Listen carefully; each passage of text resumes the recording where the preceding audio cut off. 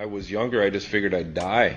Yeah. I wouldn't have to deal with the old age. This gonna be one of the videos where I'm just being open with y'all, man, and sharing something with you. So I ain't gonna go too into detail, but for a large portion of my life, I thought I was gonna die before I reached legal adulthood. And so for that reason, I just stat padded life, man. Like by the time I was 17, I had already completed my bucket list twice.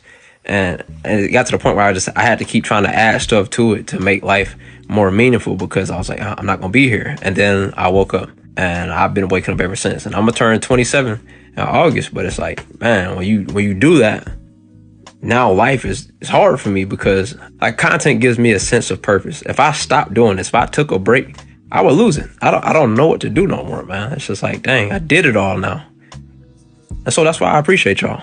So I want to thank this young man for being transparent. This allowed me to tell you all my story. So for anyone else to know, I'm 29. The first time that I ever realized that I wanted to live, I was 19 years old. I had just successfully woken up from trying to overdose on opioids, and I was staring out the 5th-story window of my college dorm in Baltimore, thinking that if I don't leave soon, I'm not gonna make it another year.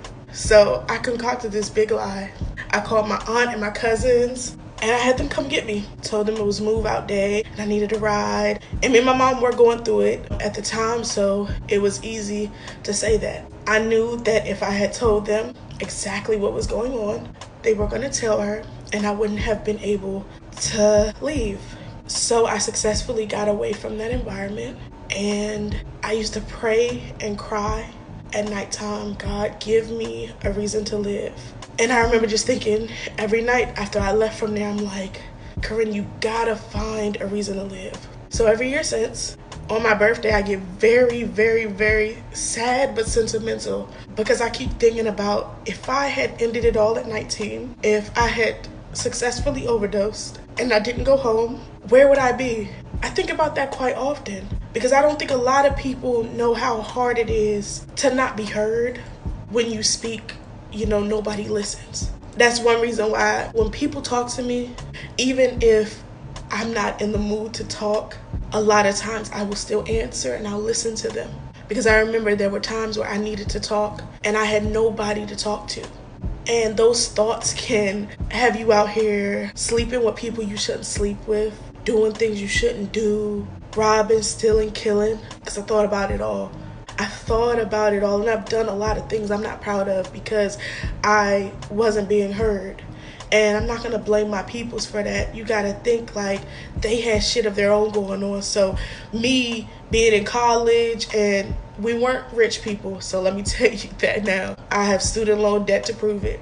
They're thinking, she's living a great life. Whole time, I want to just go back home and work my job so that I could help my family out, because I knew that school wasn't going to get me anywhere.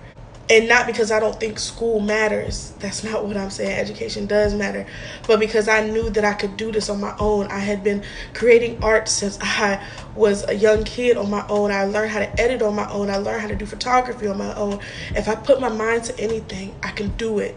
But I want to thank this creator for saying that.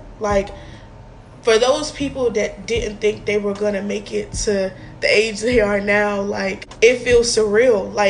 I constantly have to remind myself, 19-year-old, you would be proud. You was out here just wilding because you were looking for attention. As much as it may seem like nobody understands you, one day you're going to meet your tribe of people that understand you.